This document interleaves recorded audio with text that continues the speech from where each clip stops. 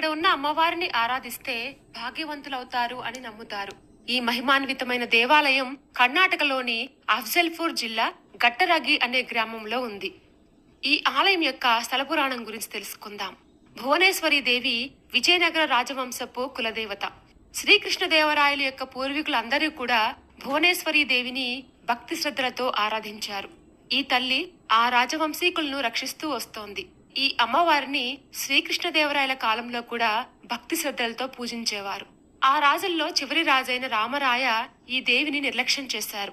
రామరాయలను సుల్తాన్లతో పొత్తు పెట్టుకోవద్దని అమ్మవారు అనేక సార్లు హెచ్చరించారు. అయినా కూడా ఆయన పట్టించుకోలేదు. నిరాశ చెందిన దేవత ఆ రాజ్యాన్ని విడిచిపెట్టింది.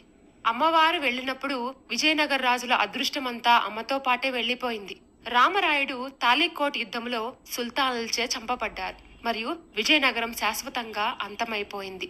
రాజ్యాన్ని విడిచిన తర్వాత దేవత తుంగభద్ర మరియు కృష్ణా నదుల ద్వారా ఈదుతూ చివరికి అమ్మవారు భీమా నదికి వచ్చి నది కిందనే ఉండిపోయింది.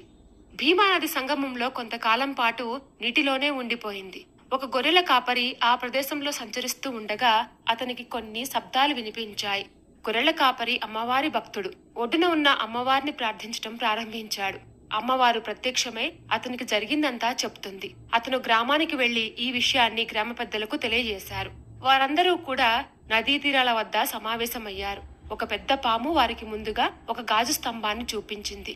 ఆ స్తంభం నుంచి వారికి ఒక స్వరం వినిపిస్తుంది. కానీ ఒడ్డుకు తీసుకురావడానికి ఎవరూ కూడా సాహసించలేదు. అప్పుడు ఆ గొర్రెల కాపరి బాధ్యత తీసుకొని ఆ యొక్క గాజు స్తంభాన్ని ఒడ్డుకు తీసుకొచ్చారు. వారు తమతో పాటు గాజు స్తంభాన్ని తీసుకువెళ్తుండగా అకస్మాత్తుగా పాము కూడా వారి వెంట వచ్చింది. గ్రామస్తులు చాలా భయపడ్డారు. పాము అదృశ్యమైపోయింది. కానీ స్తంభం నల్లరాతి స్తంభంగా మారింది. గ్రామస్తులు దేవత యొక్క కోరిక మేరకు ఆ స్తంభాన్ని ప్రతిష్ఠించి దాని చుట్టూ అమ్మవారి ఆలయాన్ని నిర్మించారు. ఈ స్తంభం ప్రజలకు చాలా అదృష్టాన్ని తెచ్చిపెట్టింది. అందుకే ఇక్కడ అమ్మవారిని భాగ్యవంతి అమ్మవారు అని పిలుస్తారు. ఆ దేవత అనుగ్రహం వల్ల ఆ గ్రామంలోని ప్రజలు సుభిక్షంగా మరియు అందమైన జీవితాన్ని సాగించారు. అదే విధంగా వారందరూ కూడా అదృష్టవంతులైనారు. ఇదంతా ఆ తల్లి మహిమ వల్లేనని ఆ తల్లిని కొనియాడారు. ఆ తల్లిని ఆరాధిస్తే భాగ్యవంతులు అవుతారు అని నమ్ముతారు. ఈ మహిమ కర్ణాటకలోని దత్తక్షేత్రమైన గంగాపూర్ కు 30 కిలోమీటర్ల దూరంలో, గుల్బర్గా నుంచి 50 కిలోమీటర్ల దూరంలో ఉంటుంది.